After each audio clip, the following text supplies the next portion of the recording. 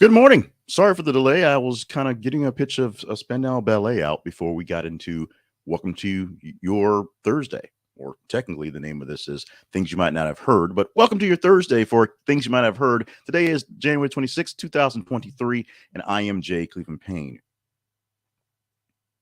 Sipping coffee, singing Spandau Ballet, and about to give you 8 news stories that you deemed as pretty conversational. You vetted them as good, and I curated a good chunk of them to make sure that they hopefully have a great, nice storyline to them. We'll talk about the vetting process in a bit when we get about the 12, 15-minute mark of doing on the headlines. We'll tell you how you can be a part of this. Now, you saw the teaser graphic. We are starting off with Jeremy Renner, but we have 7 other stories to get to in the thing. And so, as your news side piece, we're going to take good care of the information from yesterday that you can take along with you to be ready to talk about things for today.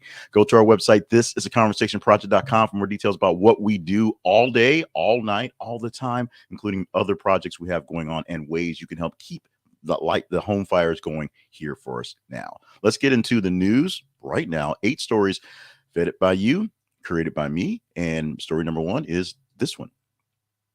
Jeremy Renner was trying to stop a snowplow from hitting his nephew when he was crushed. Now, we've had a lot of stories going back and forth on Jeremy Renner after the incident happened, basically over the holiday. He was trying to prevent his nephew from being hit by the snowplow when he was run over by it. It's listed as a 14,330 pound snowplow. The sheriff's report revealed that the brake indicator light inside the snowcat's cab was not working, and that mechanical issues may have been a factor in stopping the snowplow. Of course, yesterday we had a story, or maybe the day before I had a story we posted on Jeremy Renner, basically saying he broke 30 bones in the incident going forward. This is the first time in the last couple of days we have the official word of what happened, the official story of what's going to what happened. There were a lot of things going back and forth of what happened and how it happened. A neighbor was able to call 911 and get him airlifted to get out of the issue and get his injuries taken care of. As of this moment, not that I'm there at his home, but at this moment, he is fairly stable. He's doing well. He's recuperating. He's recovering. His legs, they're still waiting to see what's going to happen with that. The damage to his legs were severe, and we will see how that works out going forward. At the moment, we're just happy he's alive, happy he was able to protect his nephew from the incident, and happy to have him with us a little bit longer. Let's see how much better he can do, how much faster he can get much better going forward. Our second story this morning, ChatGPT passes MBA exam given by Wharton professor. Now, pump the brakes a bit. This is not the singularity. This is not the machines taking over by taking all of our degrees and firing us and teaching our children that they should be, be into robots. A professor at University of Pennsylvania's Wharton School found that artificial intelligence-driven chatbot GPT-3, a specific one, was able to pass the final exam for the school's Master of Business Administration program. Now, by passing, they asked the robot chatbot 8 questions, and he did an amazing job at the basic operations of management and process questions. It was also remarkably good at modifying its answers. But much of it goes around the speaking style and the coherent topical responses, which were basically not so difficult from what humans can see, but also kind of boring. They weren't very nuanced. They were kind of standard. All the diction was more or less good. All the grammar was basically good. It was just meh, if you will, for any passion. It also was bad at math, oddly enough. So there's that. But the chat GPT, the GPT-3 version of it, one of the more advanced versions of it, that had the machine learnings, was able to essentially pass a Wharton exam for MBA, what basically a B grade, B minus B grade, which may mean something to us all, may just be another thing that we're over worrying about. Privacy concerns raised after NYPD caught recording people leaving a Drake concert. The headline speaks for itself. People leaving a Drake concert 2 days ago came out the doors and saw police officers holding cell phones and recording people coming out of the concert. Why? No one knows, but people think Eric Adams, the New York City mayor, is using a lot of that data for whatever. The idea he calls creative to keep out on folks. People are thinking a little bit creepy, raising concerns of what exactly is being done with the footage of people leaving Drake concerts and why is it a Drake concert? Why not someone else's concert? Why are we not walking out on Billy Joel's concert and taping those guys coming out? It's a valid question. Why Drake? Why Drake? Why Drake? Why Sway? Why? Let's move on to the next story. It's this one right here. Razzies apologized for nominating 12-year-old actor, introduced age limits for nominations. Pause for effect and hydration. Pause for effect. Pause. The Razzie Awards have introduced an age limit for nominating following a blowback after Ryan Kiera Armstrong was nominated for Worst Actress. She's only 12 years old. Yeah, she was voted in as worst performance for Firestarter, which also starred Zac Efron, who was not given not given a Razzie nomination, but apparently the new Firestarter was pretty bad. Didn't see it, so I can't say how bad it was, but they decided that someone decided it was cute to nominate a 12-year-old girl, 11-year-old girl specifically, to get into this thing that's just sort of a, offshoot of just sort of being wonky, being, trying to be funny, and it wasn't. There's now an age limit of 18 years for a Razzie Award because we really shouldn't pick on 12-year-olds. We shouldn't. One more time. We shouldn't. Let's move on to the story. Pope Francis says, quote, homosexuality is not a crime, unquote, and calls the anti-LGBT plus laws, quote, unjust. There it is. Quote, Pope Francis is out there fighting a good fight for the homosexual causes, for LGBT plus causes. He's saying that the laws that are going on the books across the nations with an S, and a lot of them happening here in the States with a big Republican, not so red wave, is essentially wrong. It's immoral. Homosexuality itself, not a crime. So says Pope Benedict. Pope Francis. I know Pope Benedict might have, said, fire them all up. But yeah, that's what you get. So the quote came from a speech he gave a little while ago, saying that gay people must be welcomed and respected. Two words that aren't going around with anti-LGBTQ plus legislation. Saying the act to criminalize homosexuality and discriminate against that is flat out wrong. Are you following the Pope? Do you have to follow the Pope? Do you care what the Pope says, or you think the Pope is just a little off? Let us know in some comments so we can chat about this one offline later on down the line. Let's move on to the next story. Might be a bit more closer to home to you. Newsmax set to go dark as GOP lawmakers threaten to intervene in contract dispute with DirecTV. The headline a little bit confusing.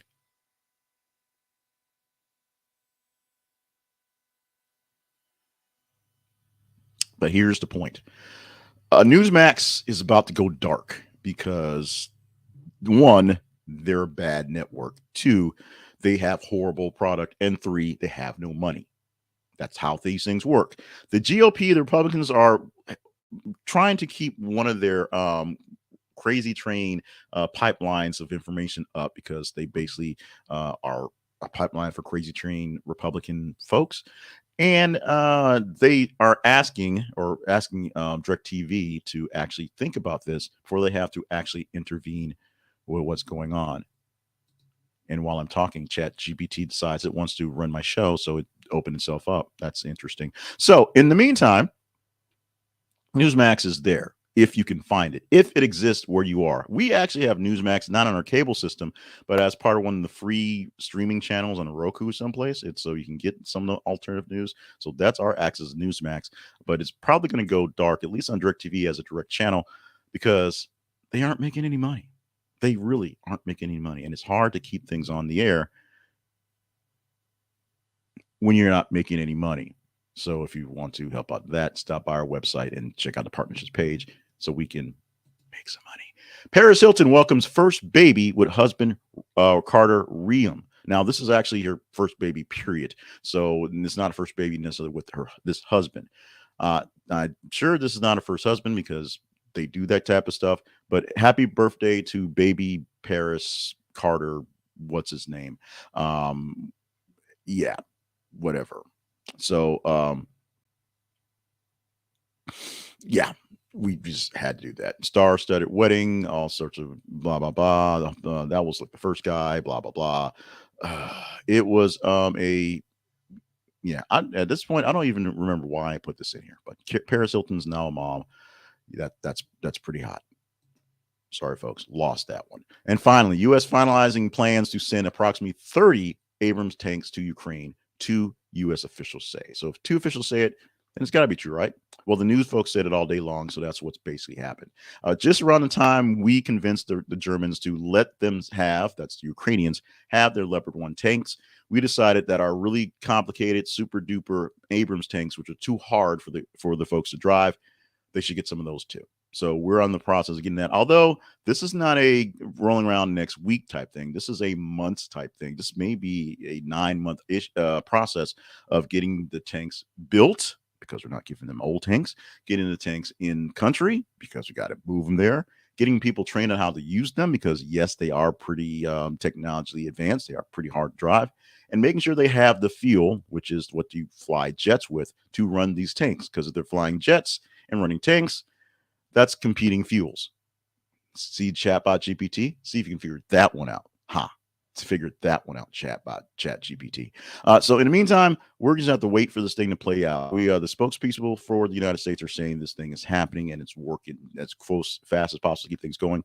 We are nearing the 1-year anniversary of the start to this conflict. Sometime middle next month.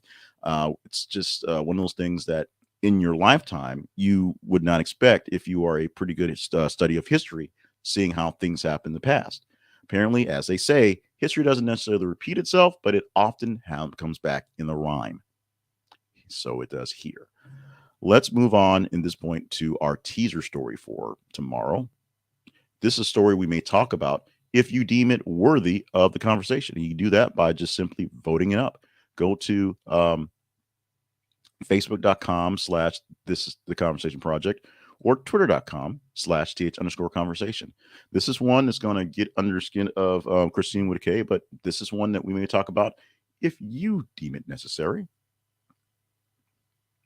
Headline: Bambi will be a monstrous bipedal deer, that's a quote, who stomps on people's heads in Bambi, The Reckoning.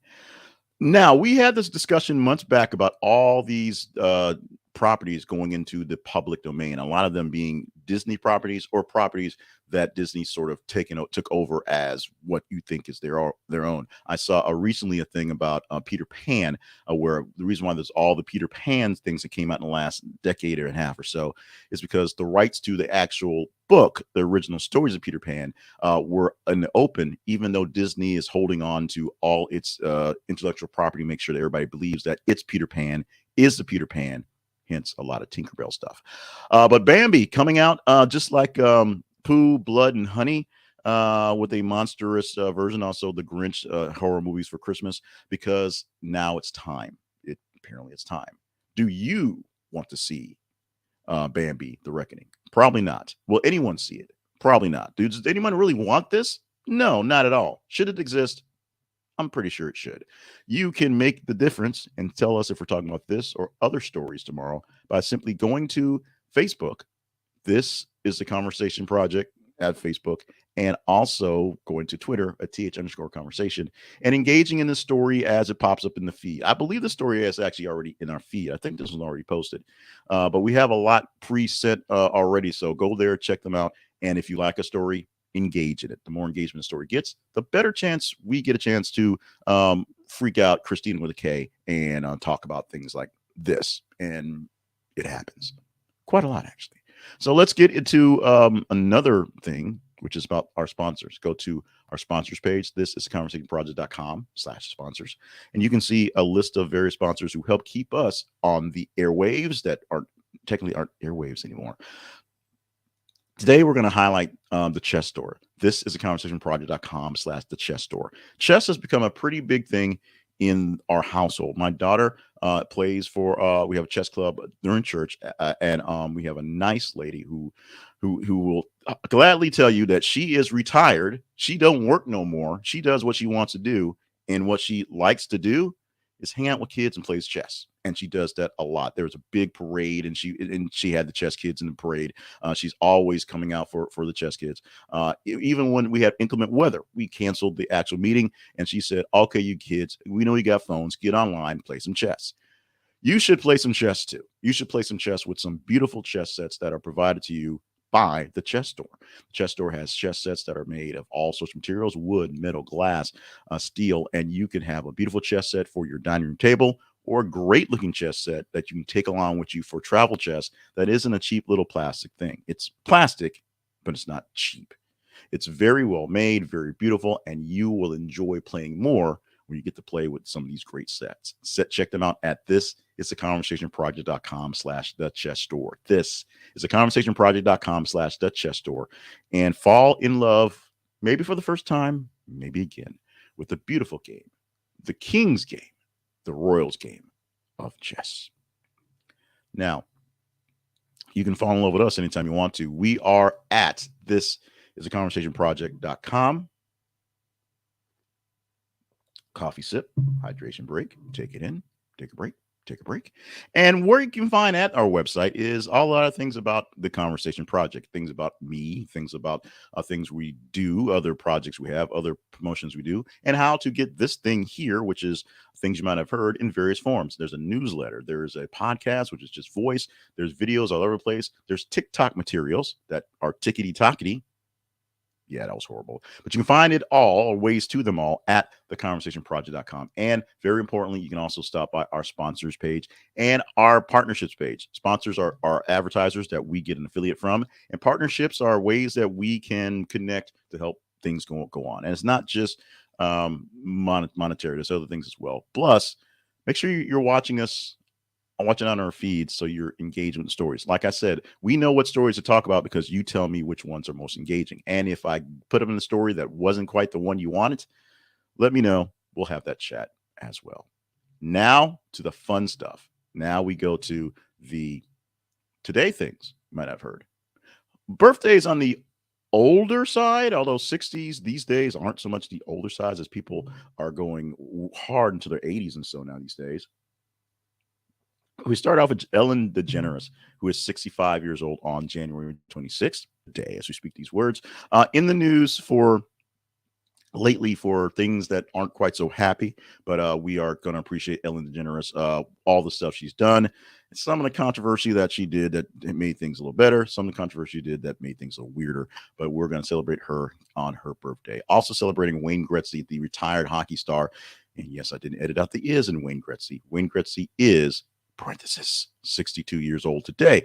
One of the greatest shining achievements that he probably would not want to claim to is being a animated figure in the Pro Stars commercial back when Saturday mornings meant cartoons, when he got a chance to team up with Bo Jackson and Michael Jordan to fight crime and play sports.